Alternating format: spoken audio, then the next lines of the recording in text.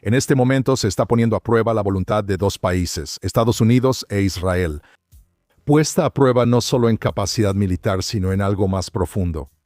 Si los valores sobre los que se construyeron estos países son lo suficientemente fuertes como para soportar un verdadero dolor económico con tal de enfrentar una amenaza estratégica, una amenaza para ellos mismos y para el mundo. Porque en las últimas horas esa prueba se ha vuelto muy real una vez más. En el Golfo de Omán, un destructor estadounidense de misiles guiados disparó contra una embarcación iraní, la inutilizó y luego envió a los marines para tomar el control. Esto no fue una advertencia, fue la aplicación de una medida. Al mismo tiempo, ahora Irán está rechazando las conversaciones, calificando las demandas de Estados Unidos como irrazonables. Y en el centro de todo esto está el Estrecho de Hormuz, como sabemos, por donde fluye aproximadamente el 20% del petróleo mundial. Ahora, la mayoría de las personas no están siguiendo los detalles en Medio Oriente, pero lo están sintiendo. Lo están sintiendo en la gasolinera. Antes de la guerra, la gasolina en Estados Unidos costaba menos de $3. Ahora está por encima de $4. Y los funcionarios estadounidenses ya están diciendo que esto podría durar meses. ¿Sabes qué? Realmente todo se reduce a una pregunta sencilla. ¿Están Israel y Occidente dispuestos a pagar el precio? Para analizar esto me acompaña mi amigo David Magerman. David pasó más de 2 décadas en Renaissance Technologies, uno de los fondos de cobertura más exitosos de la historia. Es doctor en ciencias de la computación y un inversionista y filántropo muy conocido, pero en los últimos años, David ha ido más allá de los mercados y el análisis basado en datos, adentrándose en algo más profundo, preguntas sobre la identidad y el propósito, tanto a nivel personal como nacional. David, gracias por acompañarnos. Gracias por invitarme. Sí, es un verdadero placer. Me alegra que estés en Israel en este momento. ¿Cómo se siente estar aquí? Increíble. Mis 2 últimos viajes fueron cancelados, así que seguí reservando nuevos viajes y finalmente logré entrar al país. ¿No se supone que este es el lugar que deberíamos dejar porque hay una guerra en curso? Nunca, nunca. Este es mi hogar. Este es mi hogar. Sabes, David, algo que escribiste me llamó la atención hace apenas una semana, y quiero ponerlo en el contexto de lo que está sucediendo. Como mencioné hace un momento, vemos, por supuesto, sin gran sorpresa, que Irán intentó romper el bloqueo de Estados Unidos y que Estados Unidos hizo cumplir, y tenemos marines que abordaron un barco y los precios de la gasolina van a seguir subiendo como dijo Estados Unidos. Y sé que tú y yo hemos hablado de esto y hemos estado frente a la cámara, un poco fuera de cámara, pero escribiste algo la otra semana que realmente me llamó la atención. Y, ¿sabes? Habías puesto atención a estos memes antisemitas que han salido diciendo que los judíos son responsables del aumento en los precios de la gasolina. Y mi reacción inicial fue defender esto. Y vi en una gasolinera de Ohio, había un letrero junto a la bomba que decía, los judíos hicieron esto. Y entonces, ¿sabes? Yo y otros hemos estado diciendo, no, no es solo nuestra culpa, pero tu artículo decía, sí, lo hicimos. Sí. Así que cuéntanos un poco sobre lo que hicimos. Así que creo que nosotros, el error que hemos cometido en la sociedad occidental es pensar que somos una sociedad centrada en la economía. Somos una sociedad financiera y todo se trata de dinero. Y todo se trata de nuestro sustento material, y hacer más dinero se considera éxito. Y ya sabes, Hashem creó una sociedad de seres humanos, de animales y seres humanos en la cima de la cadena, y los judíos con un alma divina teniendo una responsabilidad extra de cuidar el mundo. Pero somos una sociedad de personas y se supone que debemos preocuparnos unos por otros, no por nuestras cuentas bancarias. Y lo que hemos estado lidiando con Irán, la industria petrolera y la OPEP es eso. Hemos sido rehenes de la amenaza de que suban los precios de la gasolina, lo que aumenta el costo de todos los productos y crea este ambiente inflacionario y representa un reto para nuestra subsistencia a corto plazo. Y hemos permitido que el mal impulse ese chantaje y tenga éxito en chantajearnos. Y lo que hemos decidido hacer tanto con la administración de Trump como con la administración de Netanyahu es que hemos acordado hacer que suban los precios de la gasolina a corto plazo para lograr un bien, para crear un buen resultado en el mundo, el bien entendido como la diferencia entre el bien y el mal. Y la disposición para hacer eso yo creo que es increíblemente valiente, pero tampoco debería requerir valentía. La idea de que tenemos que ser valientes para derrotar al mal, simplemente para evitar perder un poco de dinero, es, creo yo, lo que está roto en la sociedad occidental. Y creo que Israel está en el centro y los judíos están en el centro de finalmente cambiar eso. Sí, es brillante. Sabes, la reacción instintiva, creo, de la mayoría de las personas fue alejarse de esto. Tú te estás acercando y estás hablando de la idea de que deberíamos estar dispuestos a hacer esto. Deberíamos estar orgullosos de hacerlo. Deberíamos estar orgullosos. También en América, es decir, en Israel, tenemos que estar orgullosos porque también los misiles están cayendo. El estadounidense promedio, ¿cómo le explicamos que debe estar orgulloso de hacer esto? No necesitamos hacerlo. Esto, creo, es la premisa falsa de la guerra de relaciones públicas, que no tenemos que convencer a la gente de que somos buenos. Solo tenemos que ser buenos, y no tenemos que convencer a la gente de que somos grandiosos. Solo tenemos que ser grandiosos. Y creo que al tratar de convencer a la gente de eso, en realidad se debilita el argumento. Solo necesitamos hacer lo correcto. Y si hacemos lo correcto y Hashem nos ayuda a tener éxito y empezamos a hacer el bien en el mundo, si podemos derrotar a Irán y romper el bloqueo del estrecho de Hormuz y desbloquear el flujo de petróleo en el futuro a largo plazo, no tenemos que decirle a la gente que eso es bueno. Ellos experimentarán sus beneficios con el tiempo. Y eventualmente, a medida que hagamos más de estas cosas buenas, estos actos valientes, la gente dejará de luchar contra nosotros porque reconocerán que somos una fuerza del bien en el mundo. Pero cuando tratamos de convencerlos de eso en tiempo real, antes de que veamos el beneficio, solo parecemos estar justificándonos. Sabes, es increíble. Parece que Irán, incluso antes de este conflicto más reciente, puedes ver al ahora fallecido, gracias a Dios, Ayatollah Khamenei, que decía, ya sabes, Estados Unidos está decrépito, no tiene valores morales, ¿verdad? Estaba haciendo todos estos comentarios y yo lo estaba escuchando y pienso, bueno, él debió haber pensado que no hay manera de que Estados Unidos tenga la fortaleza moral para pagar este precio. Y no estoy seguro de que Estados Unidos la tuviera. Creo que, ya sabes, Israel es Israel. Tenemos la percepción de que necesitamos a Estados Unidos y que la alianza está desequilibrada, pero es al revés. Estados Unidos necesita a Israel más de lo que Israel necesita a Estados Unidos. Y Estados Unidos se está alineando con Israel. Nosotros despejamos el espacio aéreo antes de que Estados Unidos entrara y bombardeara las instalaciones nucleares. Hemos tenido un historial impecable en nuestros ataques aéreos y en nuestra fuerza aérea al combatir a Irán. Somos, me atrevería a decir, el ejército más formidable del mundo en este momento, y Estados Unidos se está beneficiando al alinearse con nosotros. Y no creo que sea porque sean morales y vean la moralidad de lo que estamos haciendo. Creo que quieren unirse al ganador. Incluso Trump lo dijo el otro día.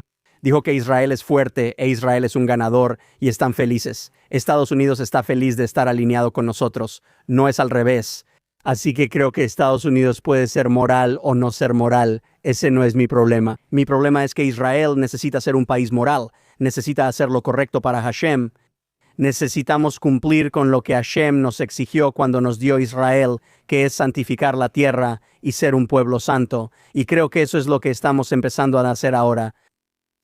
Sabes, David, escucharte hablar, primero que nada, trae la claridad y la nitidez de la manera en que ves esto en, yo diría, nuestra fe y cómo la pones en práctica, ¿verdad? Muchas veces la gente va a la sinagoga, pueden ir a la iglesia, pueden ir a la montaña, y estás separado de nuestras acciones. Tú ves esto como un todo.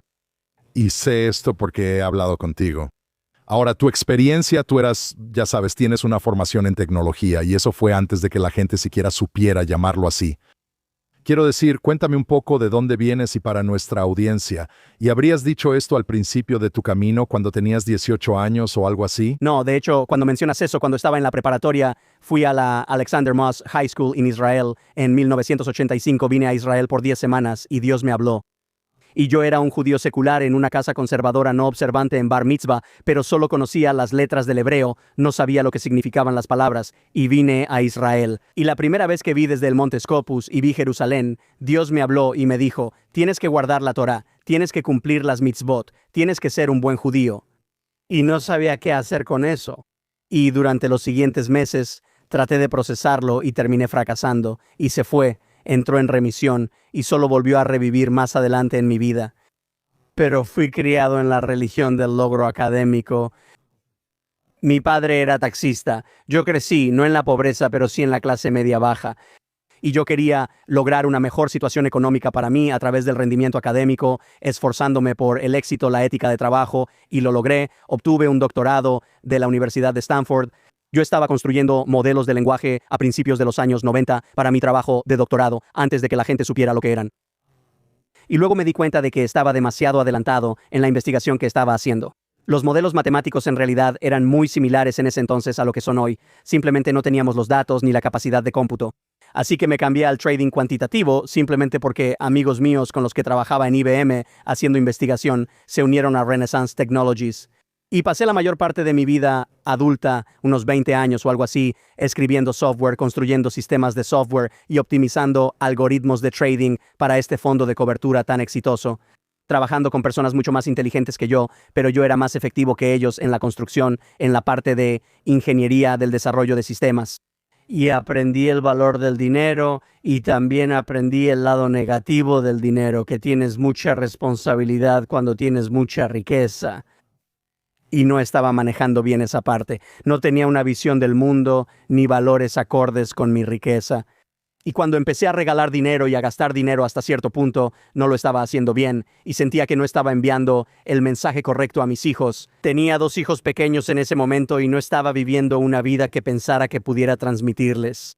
Digo que sentía que estaba viviendo según la idea de que quien muere con más juguetes gana, y aunque lo creyera o no, no quería transmitir eso a mis hijos. Así que decidí buscar algo mejor, algo más profundo, y resulta que, no por casualidad, porque Hashem me guió a través de todo esto.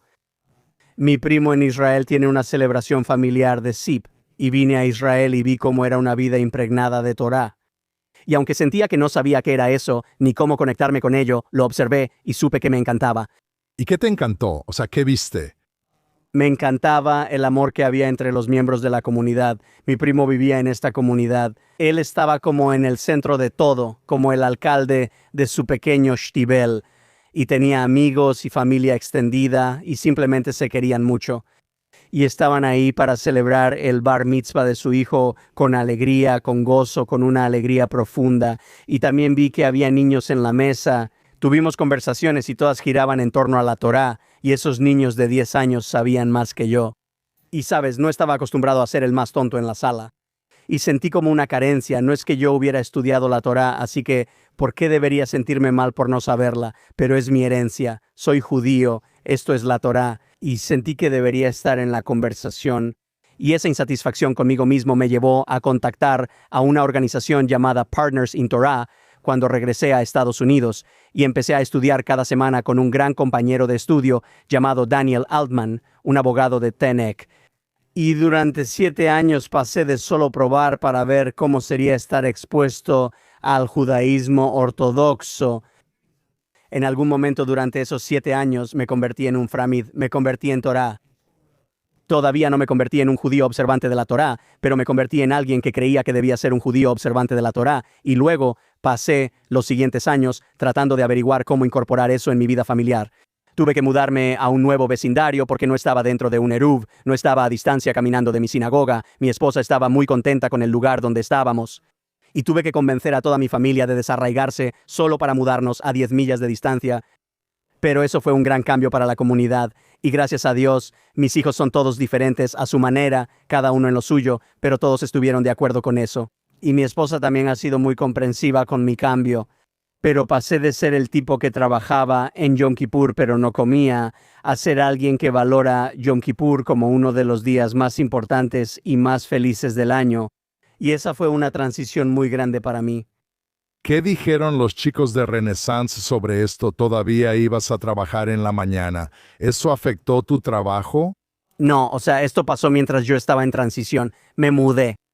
Empezó cuando yo estaba trabajando en la oficina en Nueva York. Eventualmente, de hecho, me alejé de Renaissance por 2 años y luego me mudé a Filadelfia y después me reincorporé a la empresa trabajando de forma remota. Así que la mayor parte de esta transición ocurrió cuando yo estaba fuera de la vista y de las conversaciones de todos los que estaban ahí. Pero cuando empecé a hacerlo y empecé a estudiar la Torá, algunos de los miembros judíos del personal técnico de Renaissance, uno de ellos en especial, básicamente me dijo que pensaba que era la cosa más tonta que había hecho en mi vida. Y realmente me criticó profundamente en términos muy duros por la estupidez e ignorancia e incluso algo cercano a la maldad de adoptar una perspectiva y una vida basada en la Torá. Y mi mentor, que no era judío, pero a quien admiraba mucho, también pensaba que era, creo que la palabra que usó fue idiota. ¿Por qué es eso? O sea, si les hubieras dicho que ibas a meditar a la India, no creo que habrían dicho, oh, Ellos pensarían que eso es digno de elogio, lo alabarían. No es porque la gente tiene este concepto erróneo de que la Torá es de alguna manera anticiencia. y que el método científico es incompatible con la creencia en el mundo espiritual, un poder superior, algo más allá de lo físico, de la física del mundo. No entienden que la física del mundo es la Torá, que el mundo natural y todas sus matemáticas son uno de los grandes milagros que Dios usó para crear el universo. Y que mientras más aprendemos sobre la ciencia, más compatible se vuelve con la comprensión mística.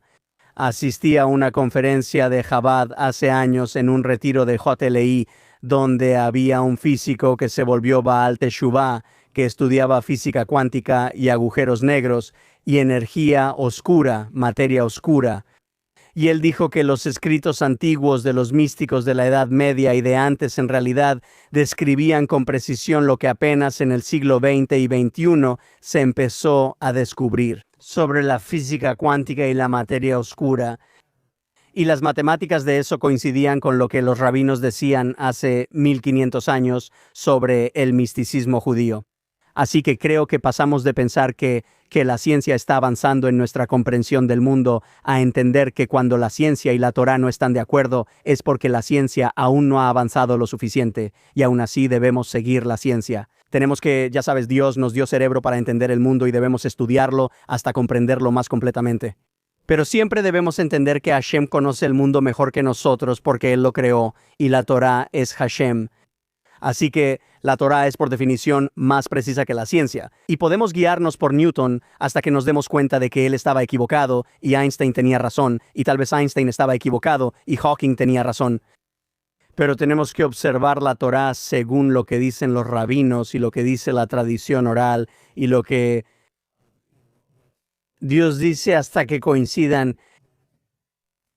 ¿Hay alguien allá afuera en el ámbito técnico o en el ámbito científico que esté en la misma posición que tú, viendo cómo estos dos mundos se unen? Claro, he leído a personas que escriben sobre eso.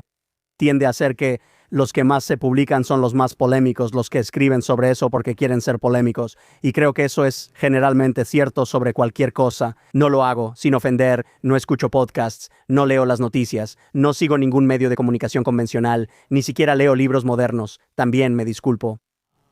Porque siento que en su mayoría cualquiera que invierte la energía, el dinero y el tiempo en publicar un podcast, escribir artículos o incluso escribir libros, en general, lo hace para convencerme de algo que probablemente no es verdad.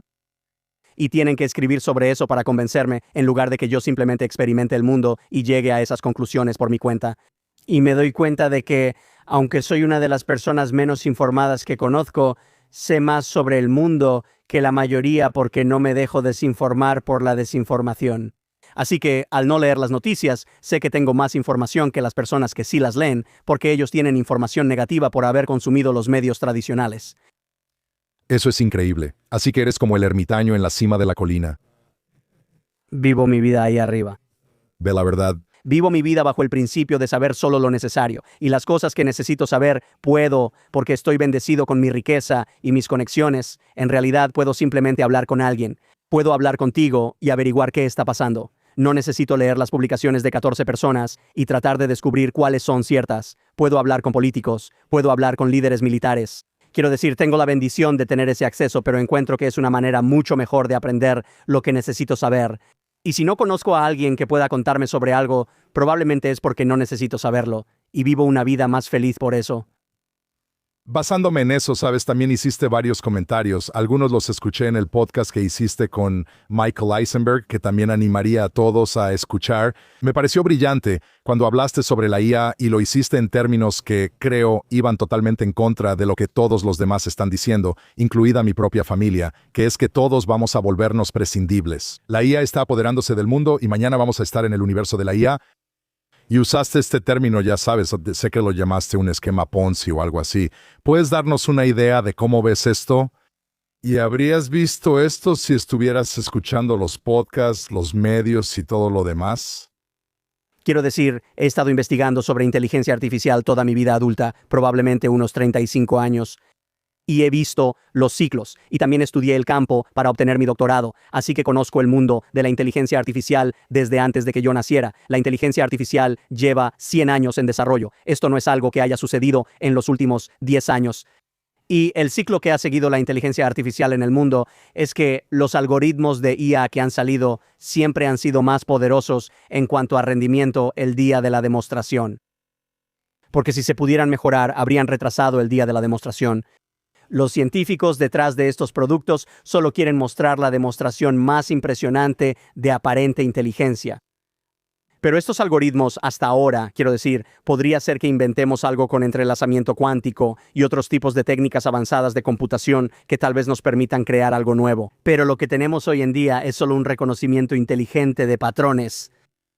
Yo lo veo como que estos grandes modelos de lenguaje son el peor sistema de almacenamiento de bases de datos en la historia. Simplemente memorizan sus datos de entrenamiento cientos de veces en diferentes patrones para replicar lo que han visto en los datos de entrenamiento. La inteligencia se trata de usar tu experiencia para interpretar algo nuevo. Y estos algoritmos no están haciendo eso, simplemente están regurgitando lo que han visto mucho en sus datos de entrenamiento con confianza. Y si algo no ha ocurrido lo suficiente en los datos de entrenamiento, dan respuestas aleatorias con confianza.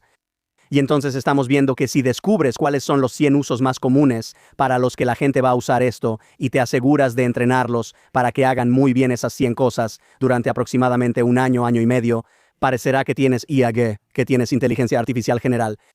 Pero cuando empiezas a usarlos para cosas más diversas o cuando el mundo empieza a cambiar sutilmente y alejarse de tus datos de entrenamiento, verás que se degradan cada vez más. Y eso es lo que estamos viendo en el mundo real. El problema es que estamos conectando estas cosas a nuestras cuentas bancarias. Les estamos dando nuestras contraseñas y credenciales. Las estamos conectando a la infraestructura de nuestra sociedad. Estamos tomando decisiones empresariales basadas en ellas. Tengo entendido que Mark Zuckerberg está usando una IA para dirigir su empresa ahora, como una versión de sí mismo creada con IA. Y estas son decisiones desastrosas porque, fundamentalmente, la única especie inteligente en el mundo somos los humanos. Y me atreveré a decir que Dios lo hizo así. Y es una arrogancia al nivel de la Torre de Babel pensar que podemos hacer lo que hizo Dios, incluso tan bien como Dios, si no es que mejor. Creo que es algo peligroso presumir que podemos hacer, y sí creo que seremos castigados por ello de manera similar a como fueron castigados los creadores de la Torre de Babel.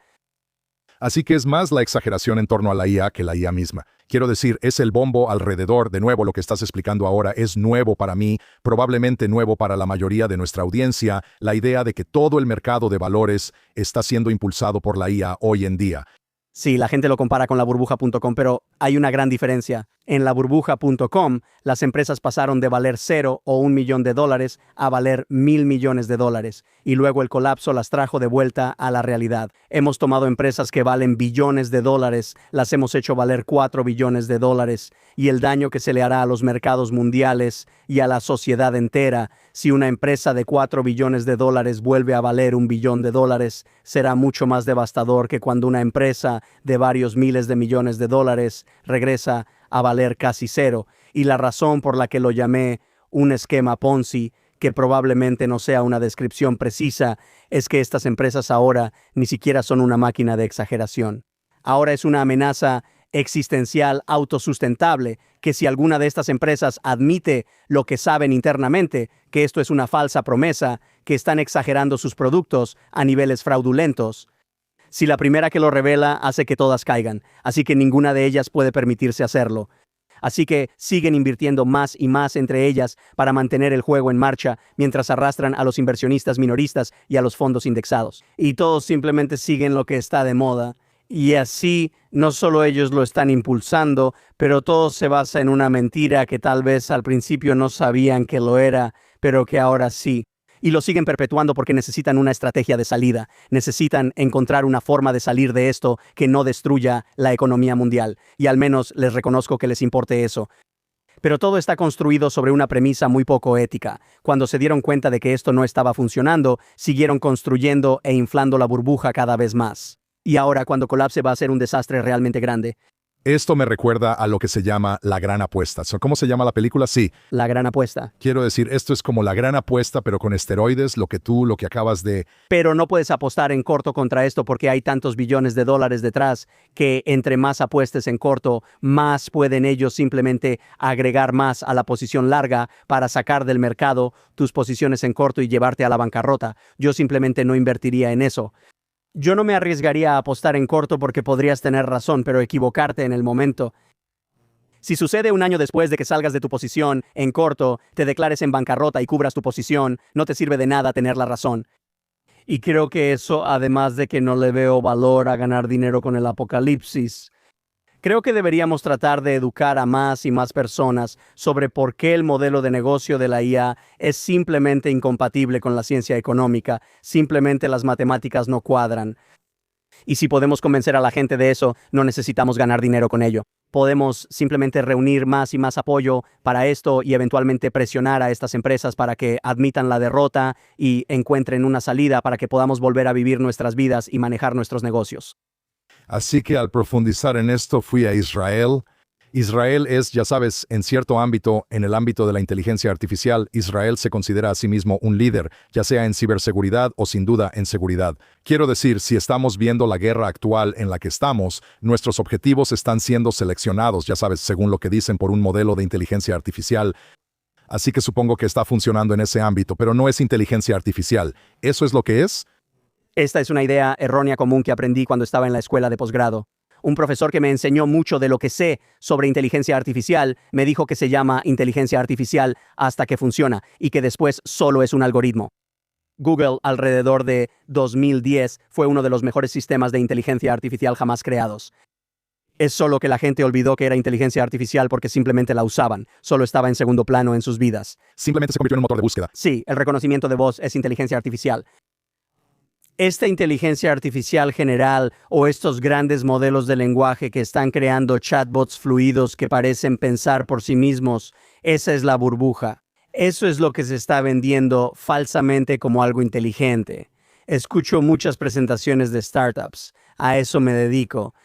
Y cada vez que un fundador me dice que su producto está entendiendo algo o está aprendiendo o evoluciona, los detengo y les pregunto, ¿a qué te refieres con aprender? Porque hay algoritmos matemáticos que se ejecutan en una computadora de silicio y se están multiplicando y sumando números y obtienes un resultado. Ahí no hay ningún aprendizaje, nada entiende nada. Las personas entienden las cosas, los niños aprenden, los adultos aprenden. Las computadoras calculan, así que dime qué algoritmos se están ejecutando, qué datos de entrada se introducen y qué resultados están saliendo. Pero no finjas que estás entendiendo o aprendiendo porque eso es usar mal la terminología. La semántica no coincide con lo que está haciendo y creo que tenemos que analizar la IA. La focalización de la IA solo usa datos del pasado, hace reconocimiento de patrones y crea un modelo generativo que predice algo sobre el futuro basándose en el pasado. Llevamos haciendo eso mentalmente desde que existen los seres humanos. Ves a un animal y quieres predecir si deberías huir o pelear con él. Crear un algoritmo que haga eso es inteligencia artificial. Es un buen uso de las computadoras. Pero tenemos que entender que funciona. Si hay información en tus datos que puede ayudarte a reducir la incertidumbre sobre el futuro, eso es inteligencia artificial útil. Si solo tienes algo que genera resultados aleatorios y en realidad no te está dando ningún tipo de reducción predecible o medible en la incertidumbre, entonces eso no es inteligencia artificial útil. Y creo que la inteligencia artificial que nos están vendiendo hoy en día, probablemente solo el 5% de los casos de uso resultarán ser valiosos. El 95% de los productos que se venden hoy probablemente no existirán en 3 años. Y quien los adopte a gran escala sufrirá las consecuencias de poner algo en producción que perjudica su negocio, cambia su fuerza laboral y su flujo de trabajo, y luego tendrá que pagar el precio de deshacerlo. Así que si Israel, una de las críticas que he escuchado dentro de Israel es que Israel siente que hemos sido lentos para adoptar la IA y están tratando de ponerse al día rápidamente. Creo que lo mejor para Israel y para cualquier negocio es simplemente mantenerse al margen, tal vez experimentar con ello, aprender cómo lo están usando otras personas aparte, no en producción. Y luego, si estoy equivocado y resulta ser increíblemente valioso, entonces pueden acelerar su integración. Pero cada vez hay más evidencia que demuestra que tengo razón. y las empresas y los países que no lo implementen serán los que saldrán ganando. Wow. Entonces, Israel, o sea, mira, Israel supongo que tiene una aplicación muy práctica y concreta de estos modelos, que es que vienen misiles para matarte. Nuestro sistema, usando ciertos algoritmos, está salvando tu vida. ¿Qué no está haciendo Israel? Déjame darte 2 ejemplos. Salesforce fue muy rápido en adoptar la IA agéntica para tomar algoritmos basados en grandes modelos de lenguaje e integrarlos en la funcionalidad principal de Salesforce para que los clientes experimentaran el increíble valor de la IA agéntica. Y fue un desastre. Y después de unos meses, los clientes se quejaban de que las cosas básicas ya no funcionaban, cosas que antes eran algoritmos sólidos que operaban de manera determinista, de repente se rompían al azar. Y Mark Benioff salió tal vez 6 meses después de implementar la IA agéntica y dijo, vamos a dar marcha atrás, vamos a retirar esto, vamos a regresar a los algoritmos deterministas basados en RPA que solían usar. Y vamos a estudiar cómo implementar correctamente la IA porque no funcionó. Otro ejemplo es Apple. Así que Mark tuvo realmente la integridad de hacer eso. Bueno, No tenía opción, pero es un mensaje importante. Pero un mejor ejemplo es Apple, porque Salesforce, el iPhone de Apple, son cosas que la gente usa cada segundo de cada día. Si estás leyendo un artículo y usas IA para resumirlo, lo haces un par de veces al día si es algo profesional, tal vez un par de veces a la semana si solo lo usas para tu enriquecimiento personal. Si no funciona bien, puedes recuperarte. Pero cuando Salesforce dejó de funcionar, fue un desastre para todas las empresas que lo usaban a gran escala. Cuando Apple intentó introducir IA generativa en Apple Intelligence en el teléfono, la gente, o sea, los corazones de las personas se usan menos en sus cuerpos que los teléfonos en la vida diaria. Y en el momento en que implementaron Apple Intelligence en Siri en los teléfonos, la vida de las personas se vio interrumpida. Y todos culparon a Apple diciendo, ¿cómo puede ser tan incompetente? Todos los demás lo están haciendo bien con la IA. Ustedes no pueden lograrlo. ¿Qué les pasa a sus investigadores? Es un análisis equivocado. Es porque los productos de Apple son tan integrados en la sociedad que todos notaron de inmediato que no funcionaban. Es por el éxito de Apple y el gran fracaso de la inteligencia artificial, de ese tipo de inteligencia artificial, que hizo que Apple quedara mal y que Apple Intelligence no funcionara. Así que creo que lo que estamos viendo en Israel es que hay casos de uso que sí funcionan. Israel solo puede implementar cosas en el mundo que realmente funcionen porque, a diferencia de Estados Unidos, donde nada realmente importa, en Israel todo importa. Tenemos enemigos a nuestro alrededor que solo quieren matarnos. Y si mostramos un poco de debilidad en la zona fronteriza con Gaza, de repente seríamos atacados. Y si el mundo hubiera funcionado como ellos lo planearon, ya no estaríamos aquí. Pero gracias a Dios, Hezbollah se olvidó de aparecer y los palestinos de Judea y Samaria también se olvidaron de aparecer y Hamás de Gaza se quedó solo con el problema. Pero Israel, todo tiene que funcionar. No podemos darnos el lujo de que, por ejemplo, nuestro equivalente a Salesforce deje de funcionar durante un mes por culpa de una IA agéntica. Dejaríamos de existir. Así que Israel no puede ser de los primeros en adoptar la IA, porque todo lo que hace Israel que es importante, importa de una manera existencial. Y aquí es donde creo que en el mundo de los negocios, en Estados Unidos, Occidente y Europa, las cosas no importan tanto. Y puedes jugar este juego y puedes fingir que estas cosas están funcionando en algún nivel y eventualmente se van a retraer y van a regresar. Israel tiene que ser muy cuidadoso al implementar esto. Sé que ahora están buscando implementar IA en la educación. Hemos visto lo increíblemente importante que es la educación de nuestra juventud. Si no tuviéramos a las personas brillantes, a los héroes en las fuerzas de defensa de Israel, no solo siendo valientes y físicos y luchando, sino usando su inteligencia, usando su brillantez y luchando de manera inteligente. Estamos derrotando enemigos que parecen mucho más grandes y fuertes que nosotros gracias a lo brillantes que son nuestros soldados. Si ponemos en riesgo nuestro sistema educativo al implementar de manera inapropiada una inteligencia artificial que no funciona en nuestro sistema educativo, no nos recuperaremos de eso. Y creo que eso es algo de lo que tenemos que tener mucho cuidado porque en Israel todo importa. ¿Sabes? Aquí tenemos el fenómeno 8200. Por supuesto, Israel, nuestra unidad militar más grande es la 8200, que es la unidad de inteligencia, por supuesto, inteligencia de señales, cuyos graduados luego crean muchas de las principales empresas de Israel. Si estuvieras en la junta educativa de la 8200 en este momento y queremos que estas personas vayan y creen un futuro económico sólido para Israel, ¿en qué los enfocarías? Quiero decir, los enfocaría en algoritmos de inteligencia artificial y aprendizaje automático previos a OpenAI. Antes de que OpenAI lanzara ChatGPT, estábamos en una trayectoria constante para crear aplicaciones increíblemente poderosas de soluciones basadas en datos usando aprendizaje automático, utilizando modelos transformadores, que son la base teórica de los grandes modelos de lenguaje. Y los modelos transformadores nos estaban ayudando a hacer reconocimiento de patrones a un nivel que antes nos estaba limitando. Fue un descubrimiento científico generacional que estaba listo para cambiar la inteligencia artificial y el aprendizaje automático para bien. Y luego salieron los grandes modelos de lenguaje, con sonetos al estilo de Shakespeare y replicando las voces de Oprah, y de repente nos distrajimos con cosas llamativas y ya no pudimos pensar con claridad otra vez. Pero realmente les animaría a estudiar los modelos transformadores, a estudiar la ciencia detrás de los grandes modelos de lenguaje. Cada vez que invierto en una empresa que depende de los grandes modelos de lenguaje para su producto, quiero asegurarme de que haya un científico en su equipo que realmente pueda construir un modelo transformador si fuera necesario. Probablemente no lo harán porque hay suficientes algoritmos de código abierto para usar, no necesitan reinventar la rueda.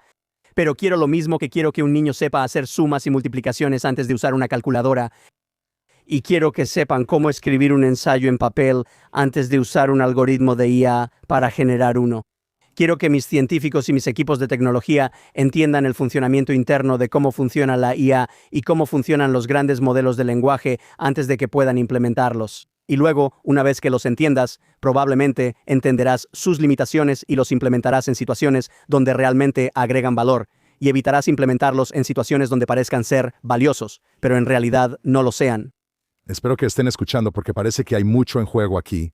Por supuesto, Quiero que retrocedamos en el tiempo, literalmente pensemos un poco en la historia. Uno de los proyectos en los que estás involucrado es la ciudad de David. Es un lugar en el que yo también pasé gran parte de mi vida. Y, sabes, Israel, también mencionaste esto en tu conversación con Michael Eisenberg. Yo lo he mencionado muchas veces, somos la nación de las startups y parece que Israel apuesta todo hoy en día a ser la nación de las startups. De hecho, nuestra disuasión ante el mundo parece ser la nación de las startups. Pero al final del día somos la nación antigua, somos la nación indígena. Y siento que estamos empezando a creernos el cuento y como que olvidamos de dónde viene todo esto. ¿Qué opinas sobre esto? ¿Y cómo ha influido la ciudad de David en tu comprensión de Israel y en dónde deberíamos estar en la historia? ¿Cómo nuestro pasado antiguo, nuestro pasado innovador, desde el rey David hasta la actualidad, se conectan? Creo que muy pocas personas hacen esa conexión.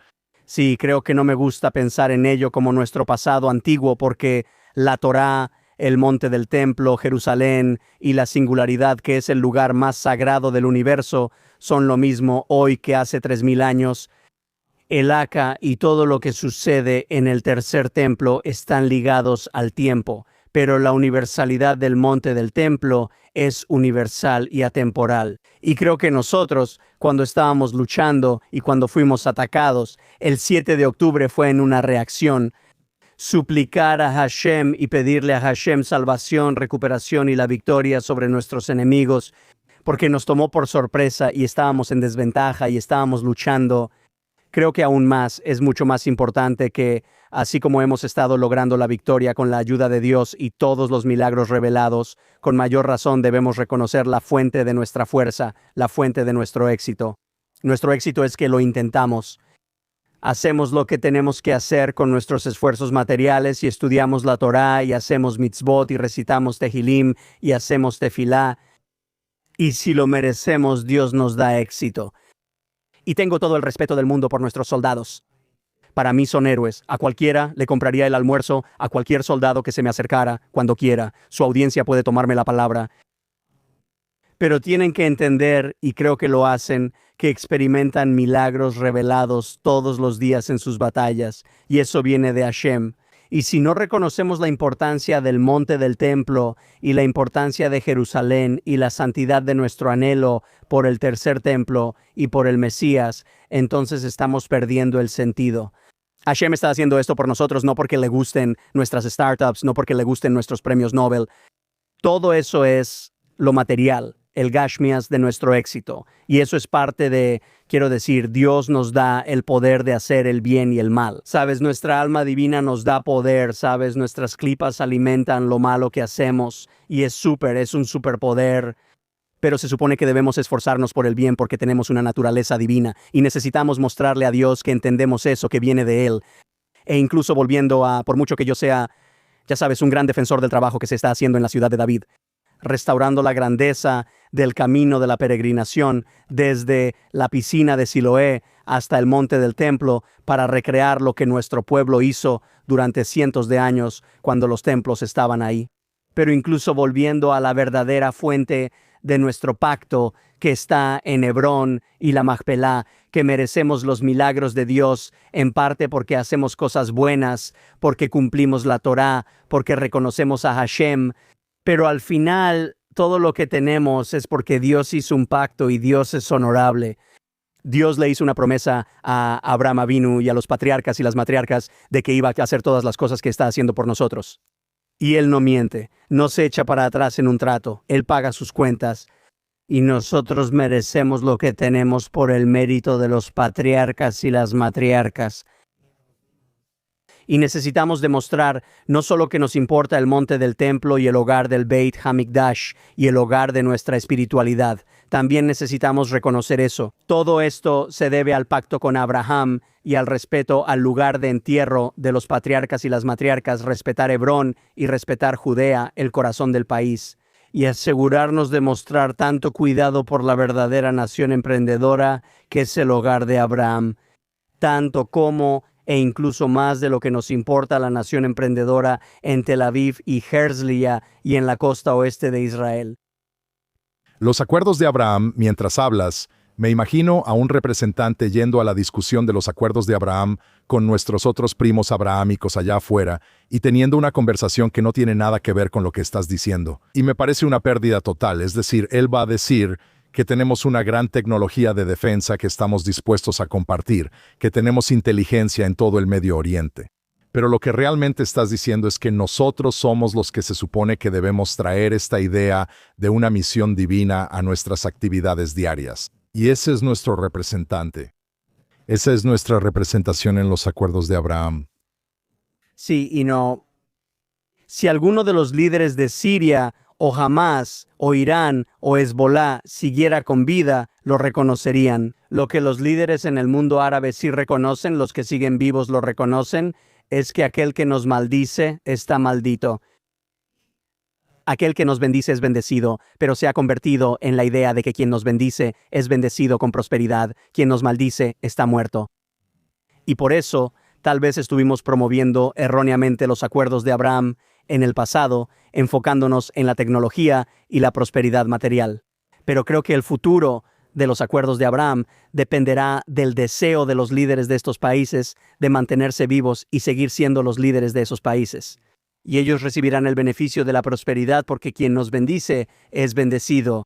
Pero creo que hemos demostrado que si te metes con nosotros y no te disculpas por ello, no sobrevives, mucho menos sigues a cargo de tu país por mucho tiempo. Y es una lástima que no lo digamos. Deberíamos reconocer aquello con lo que Dios nos ha bendecido. Parece que sentimos que tenemos que disculparnos por nosotros mismos y justificar nuestra existencia a través de nuestra tecnología, nuestras startups y nuestras salidas de $30,000 millones. Y esas son cosas buenas, pero no son la razón de nuestro ser. No somos la nación de las startups. Somos Eretz Israel. Somos la tierra de la Torá. Somos la tierra que conquistó Yahushua. Y estamos en el proceso de conquistarla de nuevo. Y debemos apropiarnos de ese legado y de ese futuro. David, siento que estas palabras son tan verdaderas. De hecho, voy a decir públicamente que siento que ir mucho más allá de eso sería un desperdicio. Quiero que nuestra audiencia vuelva a escuchar esos últimos 2 minutos de lo que dijiste. Siento que es un sentido de misión que no había tenido antes en este podcast con esa claridad absoluta. Y no sé exactamente qué te dijo Dios cuando estabas parado en el Monte de los Olivos. Pero tomó a este joven que no creció en una familia religiosa y te infundió un sentido de la verdad. Eso simplemente es iluminador en el verdadero sentido. Siento que incluso para mí, solo sentado aquí, hay un nivel de confusión.